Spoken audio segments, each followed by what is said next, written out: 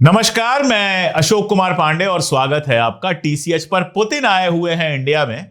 यह खबर तो आपके पास है ही और तमाम सारे वीडियोस देख चुके होंगे, तमाम सारी खबरें पढ़ चुके होंगे।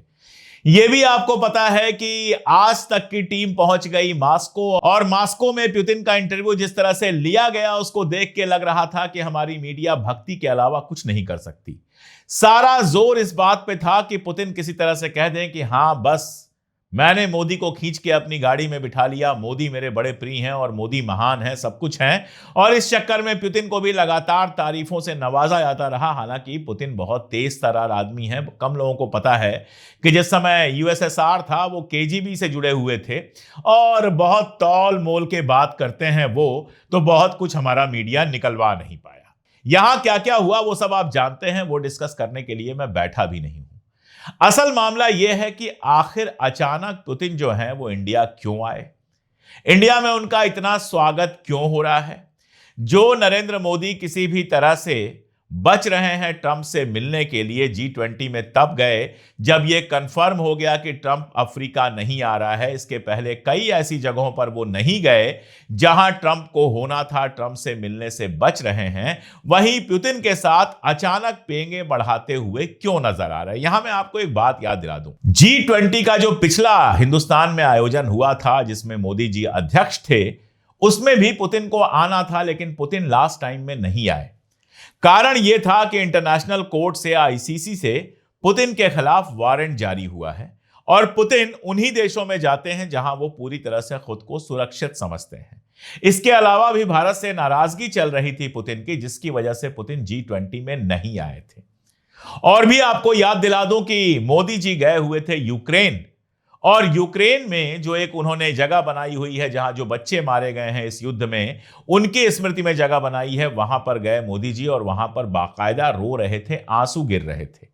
उसके बाद ही वो घटना हुई थी कि हमारे एनएस से अजित डोभाल रूस पहुंचे थे और रूस में कुर्सी के कोने पर बैठकर पुतिन को बता रहे थे कि क्या क्या हुआ है, क्या क्या नहीं हुआ है।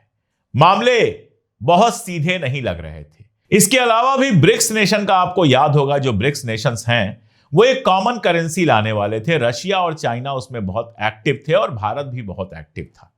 लेकिन जो ही ट्रंप राष्ट्रपति बनता है और वो कहता है कि डॉलर में अगर व्यापार नहीं होगा तो मैं ये कर दूंगा, मैं वो कर दूंगा, उसके बाद ब्रिक्स में सबसे पहले कोई पीछे हटा था तो वो थे नरेंद्र मोदी। भारत सरकार, भारत ने बयान दिया था कि हम कॉमन करेंसी की तरफ आगे नहीं बढ़ रहे हैं। यानी नरेंद्र मोदी लगातार ट्रंप के करीब दिखने की और ट्रंप के करीब होने की कोशिश कर रहे थे और इस चक्कर में जो ट्रेडिशनल हमारी दोस्ती थी रशिया के साथ, उससे वो हटते हुए नजर आ रहे थे। फिर अचानक ऐसा क्या हो गया रातों रात कि पुतिन से भी हाथ मिलाया जा रहा है। इसको 2 या 3 तरीकों से देखना पड़ेगा। पहला तरीका तो यह है जिसकी मैं तारीफ करूंगा, जिस पे मैं कहूंगा कि अगर ऐसा है तो बिल्कुल सही है, कि ट्रंप को यह बताया जा रहा है कि भाई तुम हमको एक सीमा तक दबा सकते हो, एक सीमा से ज्यादा हमें दबाओगे तो बर्दाश्त करना मुश्किल नहीं होगा। हालांकि इस हालात में पहुंचाने के लिए भी वही जिम्मेदार हैं अब की बार ट्रंप सरकार, और Trump is my best friend वगैरह वगैरह करना वाला जो पूरा मामला है, उसने ट्रंप का दिमाग बहुत खराब कर दिया। वो इंडिया को बहुत लाइटली ले रहा है। जिस तरह से उसने टैरिफ लगाए, जिस तरह से उसने रशिया से तेल खरीदना बंद करने के लिए दबाव बनाया, जिस तरह से लगातार उसके आसपास के लोगों का भारत के खिलाफ, मोदी के खिलाफ गंदा बयान आया, वो निहायत शर्मनाक था। तो एक वजह यह हो सकती है कि उससे यह कहा जा रहा है कि तुम अकेले नहीं हो, दुनिया में और भी बहुत सारे मुल्क हैं और हम रशिया के करीब फिर से जाने को तैयार हैं। रशिया से हमारी ट्रेडिशनल दोस्ती रही है। इसमें एक बात आप और समझिए कि पाकिस्तान के साथ जो वार जैसी सिचुएशन बनी ऑपरेशन सिंदूर के वक्त, उस समय हमारे हथियारों की कमजोरी सामने आई। ऐसा नहीं कि हमारे हथियार कमजोर थे। जो हथियार हमने अमेरिका से या इजराइल से खरीदे हैं उसमें सोर्स कोड नहीं है हमारे पास, उसकी टेक्नोलॉजी हमारे पास नहीं है, जबकि रशिया जो हथियार बेचता है वो साथ में टेक्नोलॉजी ट्रांसफर भी करता है। इस बात को समझना बहुत जरूरी है। आपने मान लीजिए एक गाड़ी खरीदी अपने घर के लिए और ऐसा है कि उस गाड़ी में कोई प्रॉब्लम आई तो सिर्फ और सिर्फ कंपनी ही बनाएगी, तो आप हमेशा कंपनी के दबाव में हैं। कंपनी 2000 वसूले, 4000 वसूले। अब यहां तो कंपनी का नहीं, देश का मामला है। अगर आपके हथियारों की टेक्नोलॉजी अमेरिका और इजराइल के पास है तो आप उनको तभी इस्तेमाल कर सकते हैं जब अमेरिका और इजराइल चाहें, वरना उनमें कोई प्रॉब्लम आई और उस समय अमेरिका और इजराइल आपकी मदद ना करें, टेक्नोलॉजिकल सपोर्ट आपको ना दें, तो आप उन जहाजों को चला ही नहीं पाओगे, ठीक ही नहीं कर पाओगे। ये एक बड़ी प्रॉब्लम है। लेकिन जब हथियार के साथ या जहाज के साथ या सबमरीन के साथ आपको टेक्नोलॉजी भी ट्रांसफर कर दी जाती है, तो फिर वो पूरी तरह से 100% आपकी मर्जी पर है कि आप जैसे चाहें उसको इस्तेमाल करें। अगर उसमें कोई प्रॉब्लम आती है तो उसको ठीक कराएं, उसको इनोवेट करा सकते हैं, रेनोवेट करा सकते हैं। ऐसा ही मामला सोर्स कोड का है। अगर आपके पास सोर्स कोड नहीं है तो मनचाहा हथियार आप लोड नहीं कर सकते हैं। आपके पास जहाज है, मान लीजिए आप उस पर न्यूक्लियर मिसाइल अपलोड करना चाहते हैं, सोर्स कोड नहीं है तो आप उसको अपलोड नहीं कर पाएंगे, और अगर सोर्स कोड है तो आप उसको आराम से अपलोड कर देंगे। मतलब सोर्स कोड और टेक्नोलॉजी साथ मिलने का मतलब है कि पूरी तरह से हथियार, जहाज या सबमरीन या जो भी है वो पूरी तरह से आपका है। आप उसको जैसे चाहें अपनी मर्जी पर इस्तेमाल कर सकते हैं। बेचने वाला देश आपको ब्लैकमेल नहीं कर सकता है। लेकिन अगर सोर्स कोड और टेक्नोलॉजी आपको नहीं मिलती है तो जब तक आप वो हथियार इस्तेमाल करेंगे, बेचने वाला जो मुल्क है वो लगातार आपसे पैसे भी वसूलता रहेगा और आपको ब्लैकमेल कर सकता है, कह सकता है कि नहीं ये हथियार पाकिस्तान पर आप नहीं चला सकते हो, या नहीं ये हथियार आप चाइना पे नहीं चला सकते हो। जब वो चाहेगा तब किसी पर आप हथियार चला पाओगे। दूसरी वजह क्या हो सकती है? दूसरी वजह यह हो सकती है कि मोदी जी के समझ में यह आया हो कि साउथ एशिया में जैसे वो कमजोर होते जा रहे हैं, साउथ एशिया में जैसे उनके रिश्ते खराब होते जा रहे हैं। पाकिस्तान से तो रिश्ते खराब हैं ही, उसमें तो कोई दो राय है ही नहीं। चाइना से रिश्ते खराब हैं, इसमें भी कोई दो राय नहीं है। लेकिन बांग्लादेश, नेपाल, मालदीव्स, श्रीलंका या भूटान, इस तरह के देशों से भी रिश्ते अब हमारे वैसे नहीं हैं जो कभी हुआ करते थे। चाइना लगातार न केवल साउथ एशिया में बल्कि दुनिया में बेहद मजबूत होकर उभर रहा है। चाइना के साथ रशिया के रिश्ते ट्रेडिशनली अच्छे हैं। स्टालिन के जाने के बाद क्रुश्चेव के जमाने से चाइना से जो रिश्ते हैं रशिया के, वो ठीक ठाक रिश्ते हैं।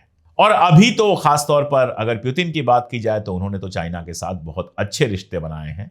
जब सारी दुनिया उनको किनारे लगा चुकी है, यूरोप उनसे माल नहीं खरीद रहा है, तो फिर चाइना उनके लिए बड़ा सहारा बन के आता है, माल बेचने के लिए भी और माल खरीदने के लिए भी। यूरोप के साथ रशिया के रिश्तों का क्या हाल है, मैं यूरोप गया था, वहां जाके समझ में आया। मैं तालिन गया था, एस्टोनिया की राजधानी में, और तालिन जो है एक जमाने में, और एस्टोनिया रशिया का हिस्सा हुआ करते थे, यूएसएसआर का हिस्सा हुआ करते थे। तालिन में बाकायदा एक मार्केट है जहां रशियंस आते थे, अपनी दुकान लगाते थे। वो पूरी मार्केट बंद पड़ी हुई है क्योंकि रशियंस को तालिन में आकर सामान बेचने की इजाजत नहीं है। इसका नुकसान तालिन को भी हुआ है, वहां का बहुत सारा सामान जो रशिया जाता था वो नहीं जा रहा है, लेकिन रशिया को भी नुकसान हुआ है, जबकि तालिन एकदम पड़ोस में है। ऐसे ही फिनलैंड, ट्रेन आती थी रशिया से फिनलैंड के लिए, वहां से व्यापारी आते थे, फिनलैंड की बहुत सारी सप्लाई रशिया से आती थी और बहुत कुछ फिनलैंड से रशिया जाता था। मैंने देखा कि वो सब बंद पड़ा हुआ है। फिनलैंड की कंडीशन ये है कि आज भी आप जाएंगे तो उनके बहुत सारे साइन बोर्ड जो है वहां पर रशियन में भी लिखा हुआ आपको मिलेगा। तो आप समझ सकते हैं किस तरह वहां से आवाजाही थी, वो सब बंद पड़ी हुई है। इसके अलावा भी बाकी देशों में तेल नहीं खरीदा जा रहा है। नॉर्वे से तेल खरीद रहे हैं, कहीं और से तेल खरीद रहे हैं। रशिया से तेल नहीं खरीदा जा रहा है, बाकी माल नहीं खरीदा जा रहा है। तो रशिया के लिए एक मुश्किल स्थिति पैदा हो रही है। तो एक तरफ रशिया को जरूरत है ऐसी जगहों की जहां से वो मार्केट कर सके, व्यापार कर सके, अपना तेल बेच सके, अपना हथियार बेच सके, ताकि उसके पास इस लंबे युद्ध को चलाने के लिए पैसा है। और दूसरी तरफ भारत को भी यह लग रहा है कि रशिया के साथ जो हमारा ट्रेडिशनल रिलेशन है उसको बना के रखा जाए। लेकिन समस्या यह है कि विदेश नीति के मामले में जिस तरह से पर्सनल को बहुत बढ़ावा देके कभी इस तरफ कभी उस तरफ हुआ गया है, उससे दुनिया भी कंफ्यूज होती है और रशिया भी एक हद तक कंफ्यूज होगा, आपके ऊपर पूरा भरोसा नहीं करेगा।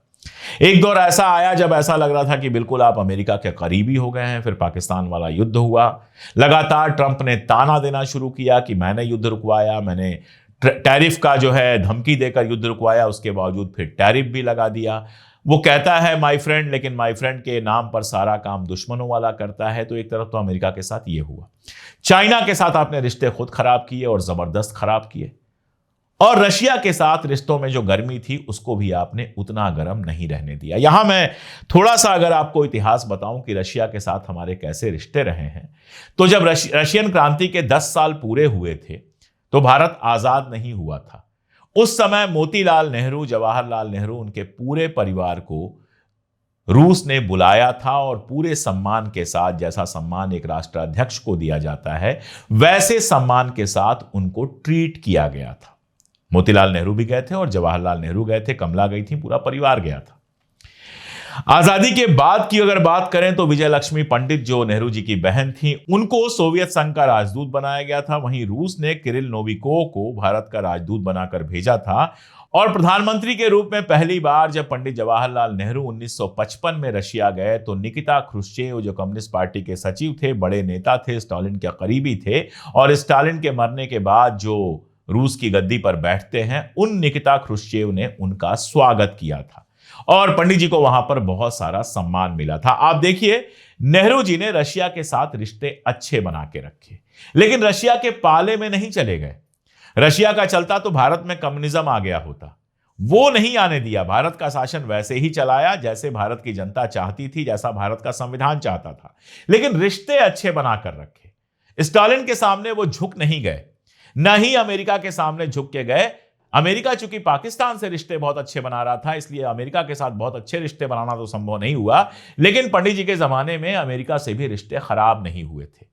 जो उन्होंने गुट निरपेक्ष नीति अपनाई थी, एक तरफ अमेरिका का गुट था पूंजीवादी और एक तरफ ग्रुप था रशिया का, यूएसएसआर का, जो कम्युनिस्ट था। इन दोनों ग्रुपों से बराबर दूरी बना के रखी, लेकिन इन दोनों ग्रुप से उन्होंने तब मदद ली, मतलब व्यापार और बाकी सारी चीजें की, संबंध बना के रखे जहां भारत को फायदा होता था।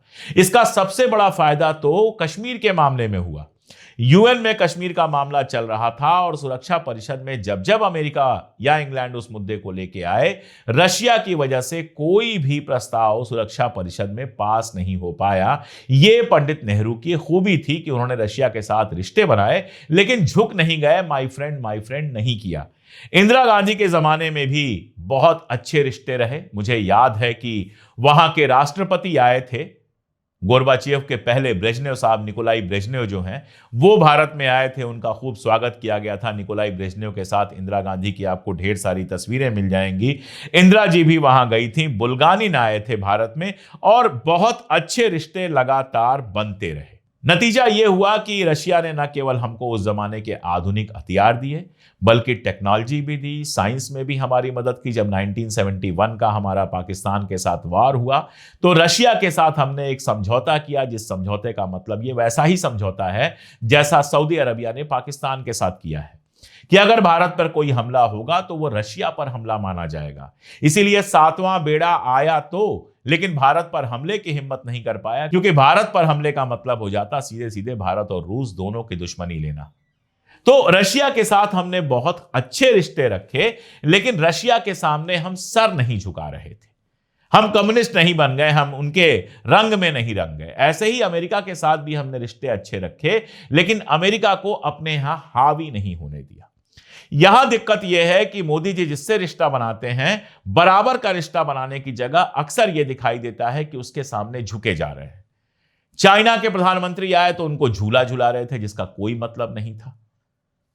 अमेरिका का राष्ट्रपति अमेरिका जाकर नारा लगाने लगते हैं, अब की बार ट्रंप सरकार, माय फ्रेंड ट्रंप। पुतिन आया है, जबरदस्ती उसकी गाड़ी में बैठना, सीधे पहुंच गए एयरपोर्ट उसका स्वागत करने के लिए। आप सोच के देखिए कि मोदी जी जब जाएंगे रशिया तो पुतिन आएगा स्वागत करने के लिए? कतई नहीं आएगा, पहले भी नहीं आया है। बराबरी का यह होता कि आप अपने किसी सीनियर मिनिस्टर को भेजते स्वागत करने के लिए और फिर जैसे मुलाकात होती है वैसे मुलाकात करते, लेकिन प्रोटोकॉल तोड़ के कभी नवाज शरीफ की मां के लिए शाल ले जाना, कभी पुतिन के लिए सीधे हवाई अड्डे पे पहुंच जाना और स्वागत करना, फिर एक ही कार में बैठ के आना, इन सब चीजों से कोई बहुत फर्क पड़ता नहीं है। इन सब चीजों से आपका इंफीरियरिटी कॉम्प्लेक्स सामने आता है और आप बराबरी की जगह सेकंड पेडल पर पता नहीं क्यों अपने आप को रखने की कोशिश करते हैं, जबकि भारत जैसे महत्वपूर्ण देश का प्रधानमंत्री होने के नाते दुनिया का कोई मुल्क ऐसा नहीं है जिसके नेता से आपको थोड़ा दब कर बात करनी पड़े। आप बिल्कुल बराबरी का व्यवहार कर सकते हैं। और देखिए, डिप्लोमेसी में इज्जत भी उसी को मिलती है जो अपनी इज्जत बचाता है। बहुत गले मिलना, हाथ मिलाना, यह सब डिप्लोमेसी में, वर्ड डिप्लोमेसी में कोई बहुत अच्छी बात मानी नहीं जाती है। खैर, देखना यह है कि पुतिन आए हैं तो क्या रशिया के साथ वाकई रिश्ते बढ़ते हैं। खबर यह आ रही है कि कोऑपरेशन और माइग्रेशन पर एग्रीमेंट हुआ है, हेल्थ केयर, मेडिकल एजुकेशन पर एग्रीमेंट हुआ है। पहले भी भारत के लोग वहां से जाके एमबीबीएस करते रहे हैं। फूड सेफ्टी स्टैंडर्ड्स पर एग्रीमेंट हुआ है, यानी कि फूड सेफ्टी के एक जैसे स्टैंडर्ड होंगे तो यहां का माल वहां जा सकेगा, वहां का माल यहां आ सकेगा। पोलर शिप्स और मैरीटाइम कोऑपरेशन पर, यानी कि नौसेना के लिए हथियारों और बाकी सारी चीजों पर समझौता हुआ है। और फर्टिलाइजर, जो अभी बड़ी समस्या बना हुआ है, केवल चाइना से फर्टिलाइजर आ रहा है, उस पर भी समझौता हुआ है। देखना यह होगा, क्योंकि खबर यह आ रही है कि भले अमेरिका यह कह रहा हो कि भारत ने रूस से तेल खरीदना कम कर दिया है, ऐसा हुआ नहीं है। तेल अभी भी हम खरीद रहे हैं। तो देखना यह है कि अमेरिका ने जिस तरह से टैरिफ लगाया है, क्या उसका मुकाबला करने के लिए रशिया के साथ रिश्ता और बढ़ाया जाएगा। क्या अमेरिका के साथ ट्रेड डील वाकई उलझ गई है और अब किसी ट्रेड डील की उम्मीद नहीं है। क्या भारत अपने आप को अब रशिया, चाइना के साथ पोजीशन करेगा। ये सारे वो सवाल हैं जिनका जवाब आने वाले कुछ वक्त में मिलेगा। और अब तक जितने ब्लंडर कर चुके हैं उसको भूलकर अगर नए सिरे से डिप्लोमेटिकली भारत को मजबूत करें, तो नरेंद्र मोदी जो है, रशिया के साथ जो अपना रिश्ता बन रहा है, भारत के साथ जो रिश्ता ताज़ा हो रहा है, जो बहुत पहले से बना है, उसका इस्तेमाल दुनिया में अमेरिका की जो बुलिंग है उसको रोकने के लिए भी कर सकते हैं। अब कर पाते हैं या हाथ मिलाने, गले मिलने तक ही रह जाते हैं, ये तो वक्त ही बताएगा। आज के लिए इतना ही। बहुत शुक्रिया।